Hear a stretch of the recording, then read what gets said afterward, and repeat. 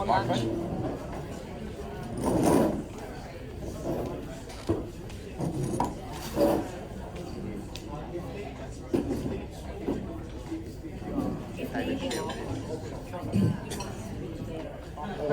my fallback position is come back and talk to this thing.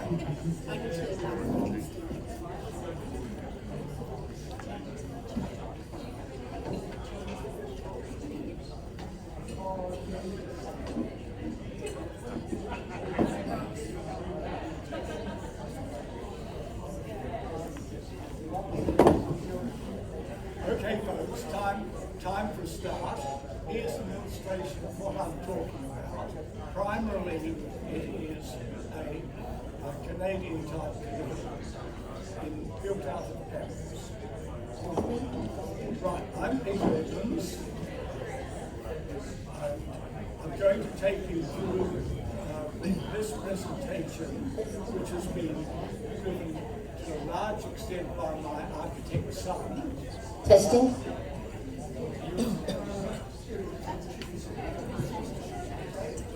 Hello? That's better. Our boss ladies told me I'm doing it this way. That's okay. I'll probably come over better with that. Anyway, so prepared this presentation so that all the words that matter to me are basically there, so people can get on request copies of this from me and pass it on to for their own reference, and also to pass it on to anyone else that they think might be interested. So it is extremely important. The website is important. This presentation, to some extent, parallels the website which has been developed by Bloom here. Hooray! You have your comments and have a look at it. We just flick through to the website and back again. Homepage. Here it comes. Anyway, to some extent, the website and this presentation are overlapping. They're also complementary. I've been encouraged by my son to go into one fairly niche area of the total hemp fibre boats thing, which is specifically around this first model we're doing, which is this 5.2 metre canoe. That is a half-scale model of it. This one is also a half-scale model. This one is made from proper hemp fibre laminate in resin. This one is from basically throwaway plywood cut on CNC router at our men's shed and then just drilled and tied together. So I'm not offering plywood boats. This is just demonstrating. Okay, it looks as if we're not having the website just for now. So if I go now, how do I get back to live on this? Something is not.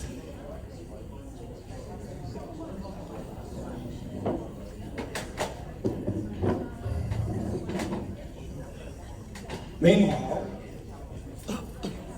I'm a compulsive show and tell, as those of you around might have noticed. We have here two laminate panels. This one I call the full sandwich, which is a layer of cloth in resin, followed by a layer of core mat, and then followed by another layer of cloth in resin. This, it is moderately stiff and strong, and this is what the boat's going to be built out. Boat's built. Thank you.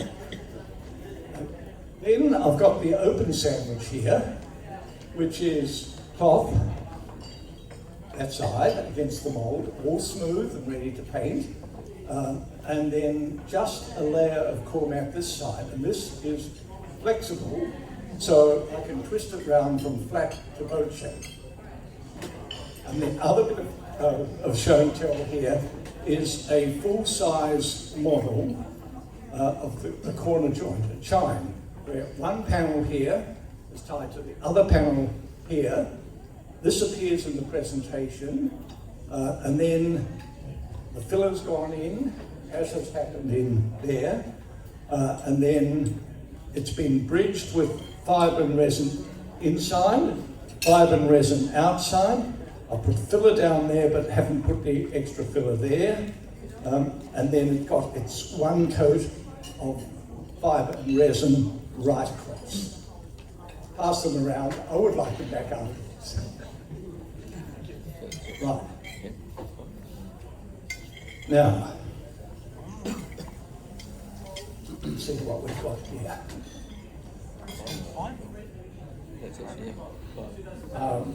Reboot is happening. Anyway, I'm a naval architect and I've been around boats since I was at school. As you will have seen from the promotional material here, got interested in the hemp a few years ago, and I had ambitions to build a small boat, 14-foot boat, from a mould I have in fiberglass, both for me to play with and possibly sell. Then someone's probably within the mastermind group, which David and I attend on an ongoing basis, someone said, what about building a boat in hemp fibre?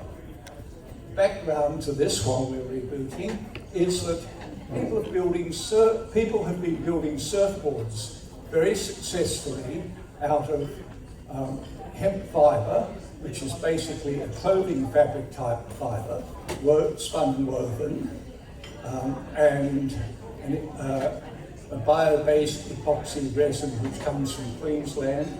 They've made this as carbon friendly as they can from their data sheet. This chemistry of that and so on is beyond me. I've just taken it on trust. So that is the starting point. The issue is, one of the issues here is that the surfboard is a very thin skin over a foam core.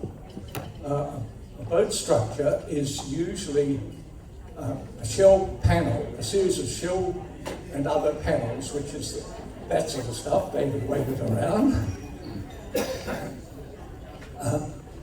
Which is providing strength, water exclusion, and various other things. But if you're making bigger panels, you'll need to put supporting framing, stiffening. In the smaller sizes, because the widths of the panels that I'm currently building is only that much. I don't need stiffening. So I'm basically building frameless boats at this stage. So, we are moving on. Probably sound guys in the back of my head, so I've got to keep looking. Anyway, this started. The fabric that I've been using from the Hemp Company is called their summer fabric, which I think is at 270 grams per square metre. It's a clothing type fabric, not the heaviest, they've got a heavier one. It is really good. It wets beautifully, it shapes, everything like that. But it does carry a fair measure of stuff we don't really need if we're just encasing it into resin. And the big catch is that buying it by the metre off the roll, it comes out about $80 a kilo. The epoxy resin these days is about $30 a kilo. So obviously I can't put a lot of $80 a kilo resin, $80 a kilo fibre into a relatively heavy laminate. So my 14-foot boat is still on its way. Oh, we are here. Here is the web, a quick look at the home page of the website. You can all go away and look at that. I'll put the website address somewhere. We're focused on the Mossman canoe here. The Herreshoff rowboat is my follow-on one. I've got one of those on the way for me, and I want one of those for me as well, and why shouldn't I share them around? A bit of a description there, and this is the boat that started it. 14-footer, only one has ever been built, but I've got the mould for it. But I haven't got the technology to build this boat. What I'm doing is I'm developing technology, applying what is already workable and established for surfboards into specifically other vessels, but also to enable it to move into things that may not be flat pack boats. Flat packs are important. They provide a means of distributing a boat. Think of that one, full size, 5.2 meters by, I think it's 900. It's big, it's bulky, it is relatively fragile, and quite expensive to move around the countryside if you can't pick it up on your roof bars in your trailer. Right, are we nearly ready to roll? Right, right, we're back. Now, on. That is a plywood boat, sort of thing we're talking about here. A boat with water behind it, and the idea is to get out there and get out in the water and enjoy it. Here we are, me, the website. Click again. Who this is aimed at? People who want a light and durable boat, make it themselves.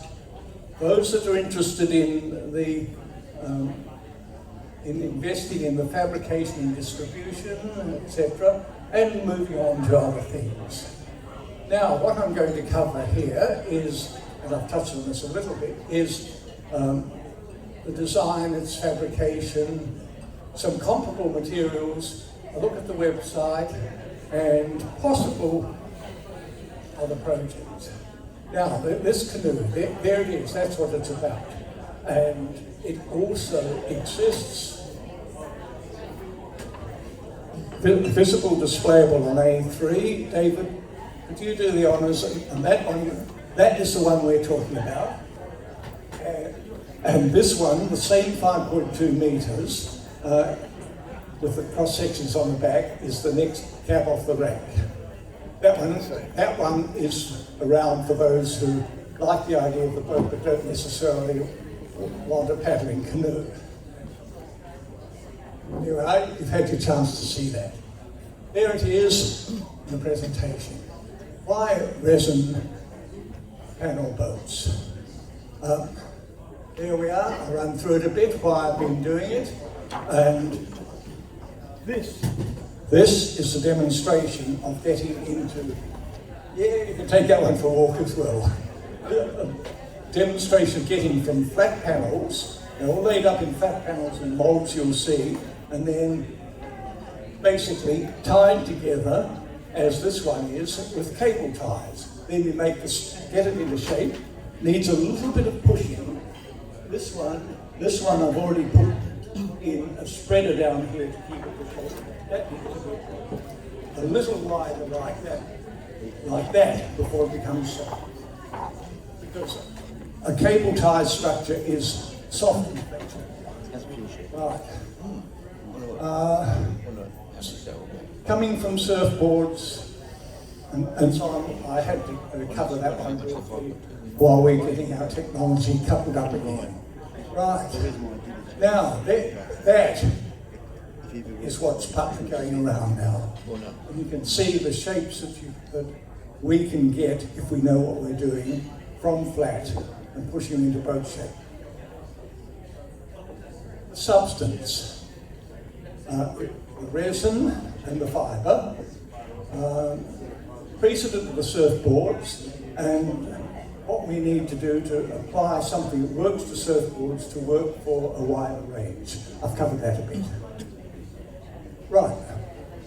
I offer supply of completed boats, which is basically like that, but finished off with all the things on them, painted, and twice as long, twice as wide, twice as big.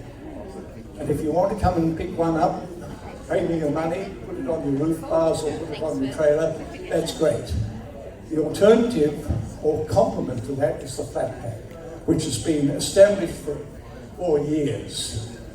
Primarily, it's been happening in plywood, but it is also used working from flat sheet in aluminium boats. Many fabricators are building aluminium boats in this way, just cutting out their shapes, tack welding them together, pulling them into shape, weld on all the other bits, bolt on the bits that need to be bolted on, away they go.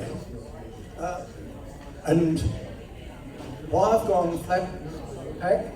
First one, to reach the people that will not otherwise be reached.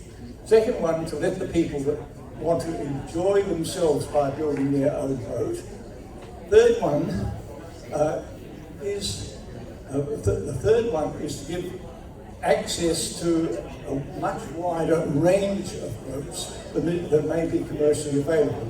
Because to get from a concept to drawings like that, to the patterns required to cut things out, but nothing actually physically cut. It has turned out to be, surprisingly to me, quick and easy. It does involve a bit of quite the magic, but never mind about that. Right. This is a representation of the flat pack. Now, if I find the, well, okay, 4 chalk marks around there represent a 1200 by 2400 sheet of backing board that the flat pack comes on, or plywood if you're cutting from plywood. So that's an idea of the scale. These are taken on my driveway at my place, and that's where the prototype's up to. There we are. I do that. That does one end of the boat. Repeat it, and that's the second end of the boat. And then we've got a few bits in the middle, and the spare bit there is going to be used to making the 2 bulkheads and the 2 decks to form the air compartments at the ends, which are in the drawing. Right. The assembly. I felt I needed to explain this to some extent, because if you're not interested in going through this, you're left with buying it complete and arranging the delivery. Right. We join. The real one's going to be 2.4 metres, a little bit, another 2.4 metres. Each group of 3 is going to be joined end to end like that. So those are the joints. Then the hole, they'll arrive with the holes in them. You then start threading in the cable ties and pulling it into shape. I haven't done this at full size yet, but there is going to be a measure of shaping right here, like that. And then, once that's happened, mix up the resin putty, resin plus hardener plus microballoon type filler, and trowel it in on the inside in the gaps between the cable ties. Let it sit. Cut out the cable ties, fill down the inside, fill the cable tie holes and the little bits there, smooth them up.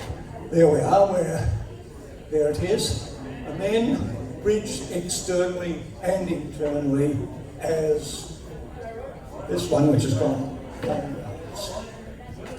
Smooth it all up. Right. Bulkheads and decks go in. Put in the final layer of the sandwich construction over it all. Then it becomes much stiffer and stronger than the relatively soft thing that's been held together by the resin putty. Fill it, smooth it, But the great thing here is that you're only going, on the outside, you're only going to be smoothing on there and on there.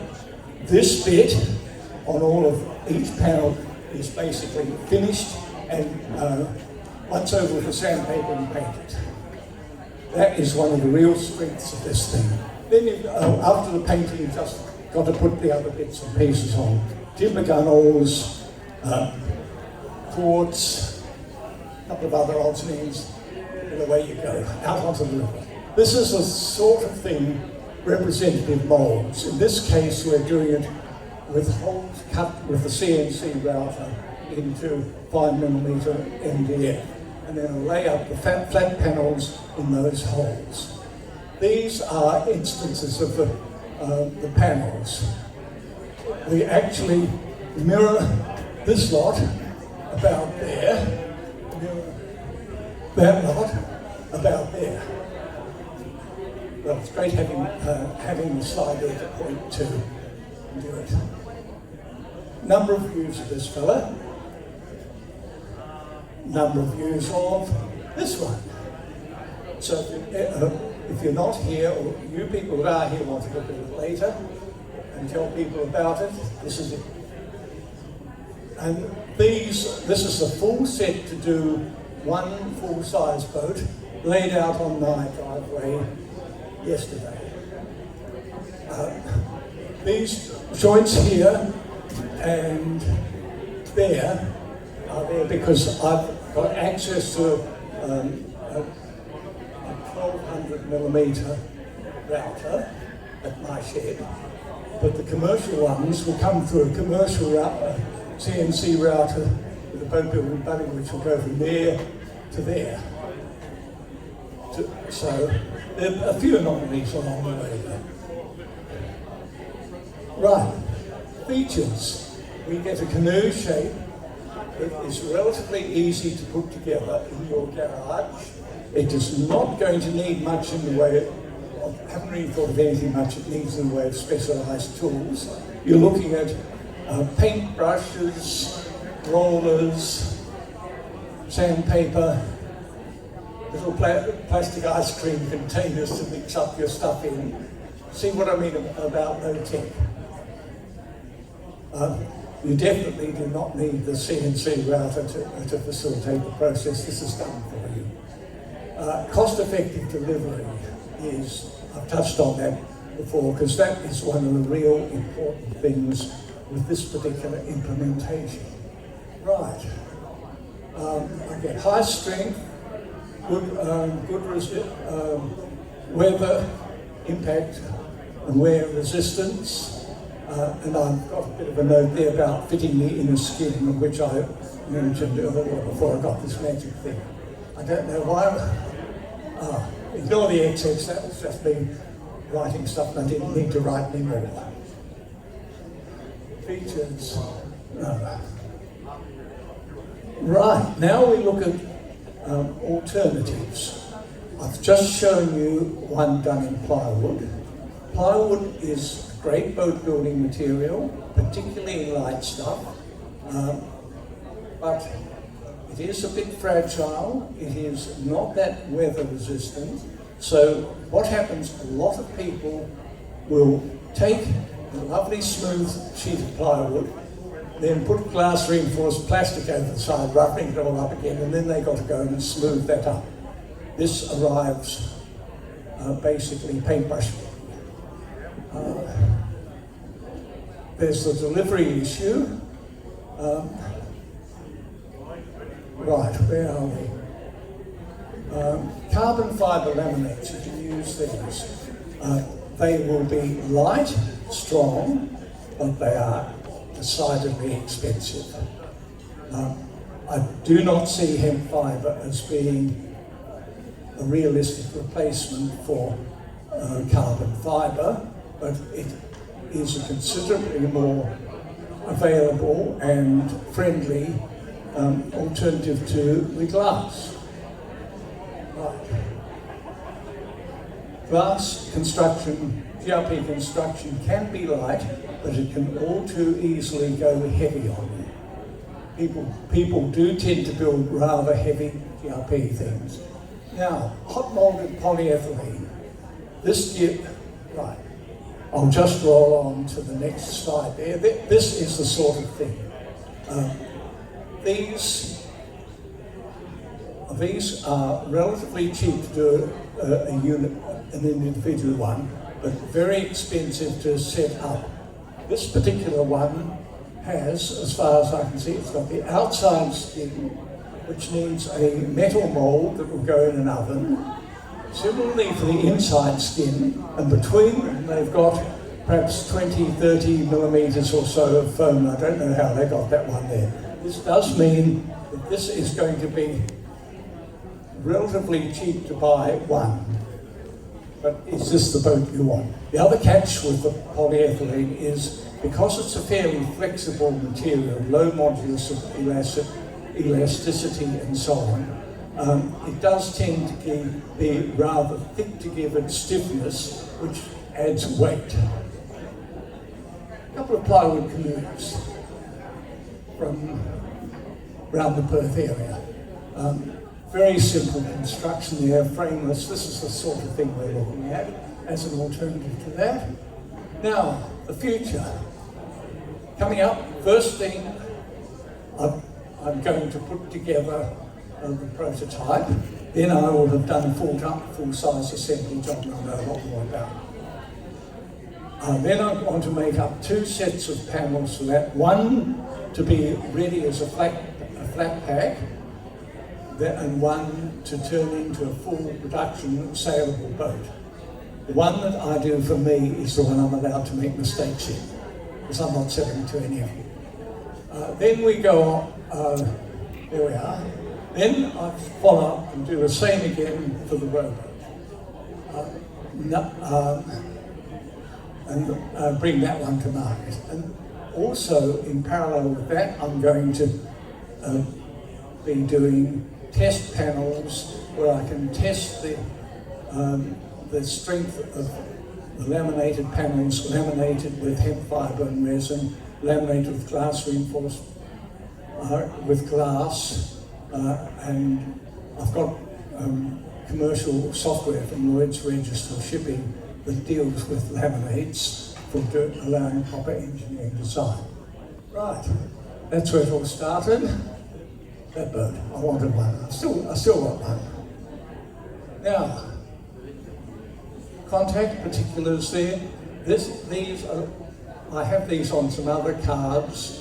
The email and the phone number are there, and I think my street address as well. But printing cards for this didn't actually get there. Sarah, can we go back and have a quick skim through a few pages on the thingy now? The website, Bloom's website. Right. If you've got any quick questions running through this, please throw them in.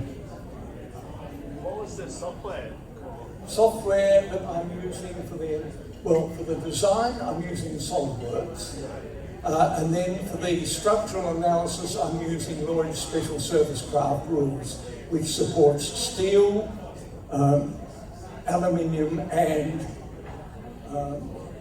composites, which means you can put in resin of any property you want and fibre of any property you want, and then and you give it your sea state, speed, boat size and panel sizes and so on. It'll tell you this is adequate or no it isn't, it's overstressing, in which case you can go and change either the laminate or the panel size or both.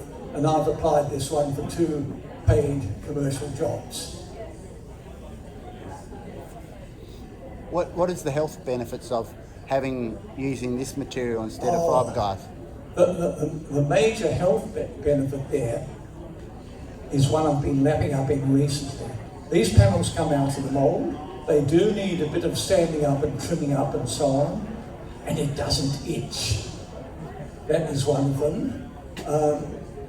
I don't know a great deal about the chemistry of the emissions from the laminating, but seeing that 90-something% of the, no, it might be down to about 80% or so of the resin is being done off your site in the generation to flat pack stage. This isn't really an issue for the user. It transfers it back to a managed building facility. Peter, when they get the boat packed, flat pack sent to them, how long will it take to put the actual boat together? Right, thank you. How long to do this one? This is one that my son Michael's prodded me on a lot. I know the steps. I've done it a certain amount to there with that. Over the next week or so, I'm going to do it with the panels you saw on the screen. I will have a fairly good idea on the spreadsheets. Yes, I do listen to Paul Llewellyn here. That will go in there, and having been through these myself, I will have times for me, a reasonably experienced operator, because I'll have done one by then, to do these things.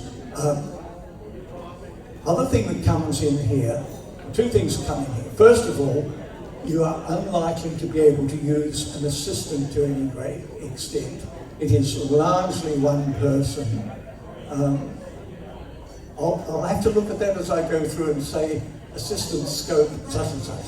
No assistant scope. So we've been talking about the other one, other bit YouTube? here, because I've only answered part of your question, is because this involves drying times, you put the resin in there, you've got to leave it till the next day for the resin to set. You can't go and start sanding the resin straight away as soon as it's gone solid. It needs that. So there are going to be a number of sessions that finish because you've put resin in, and it needs to set and cure. So that's all you're going to do on that particular area for that day. And because of that, I think you're going to have to be extremely well organised to do it in about a week. 2 weeks with reasonable time a day, but not working full time, is going to cover it. You shouldn't. If you're taking a month, it's because you're putting all sorts of other things into your working days. Yes, ma'am. So we were talking about you were going to do a YouTube directional way in which how to put it all together, so that people can look on YouTube and see how to do it, and you'd explain it to them as well in the future once you get to that further stage.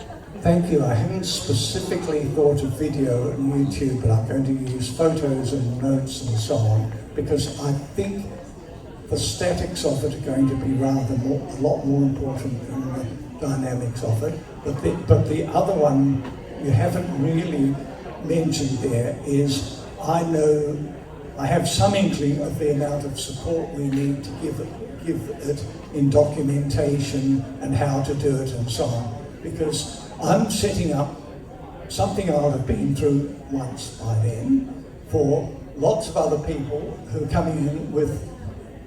Most of them won't have my experience in the area.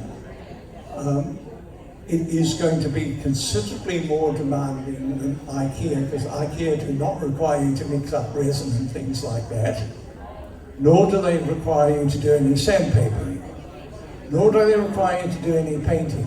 But these are relatively low-tech things. 1 minute. 1 minute. Are the joints stronger or are the panels stronger? What's that? Are the joints stronger or are the panels stronger? Joints or panels stronger? Yeah. This, in part, is why I need to do the testing program. But I'm going fairly conservative, because in boat structures, ship structures and so on, we as a race, as a discipline, are fairly conservative. So this joint this joint is going to be at least as strong as the panels. If a full-size canoe starts breaking, it's most likely going to, unless it gets run over by a truck, it's most likely going to be in panels rather than the joints. The plywood canoe we looked at just had a thin bead of resin putty plywood to plywood. Keep my fingers crossed on that one, it's not my boat and I haven't actually seen the boat concerned. But this is done by a bloke who knows boats for his own use, and so I think that's a value judgment, that it's going to be strong enough for what he's going to do with it. He is not building something to bounce over the rocks of the ground. Instead, he wants leisurely paddling around on the river. Answer? I think that's it, thanks. Thank you.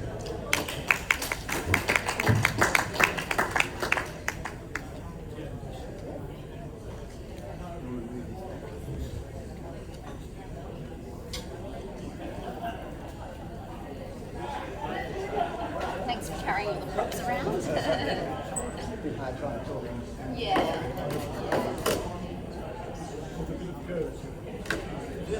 Doesn't represent any just so made these up with curves. So what I did was basically fill the holes in pairwise. Actually, fill the holes in the curve. Also, what I was doing is sending pair of things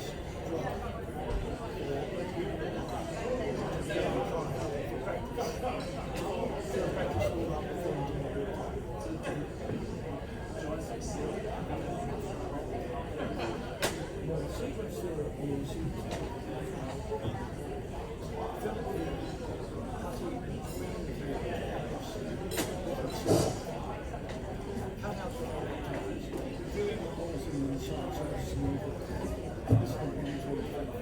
Excuse me everybody, we're going to be starting in about 7 minutes. So if you just go to the bathroom or anything, you've got 5 minutes to be back here.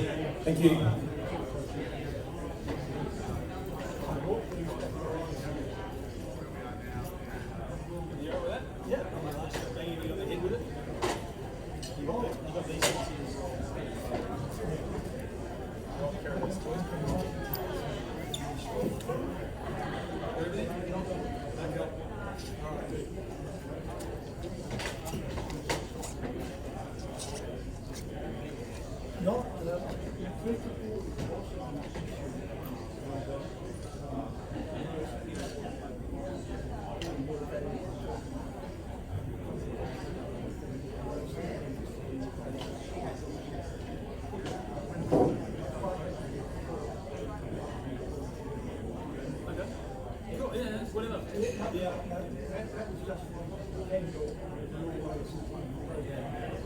Yeah, well, I don't know.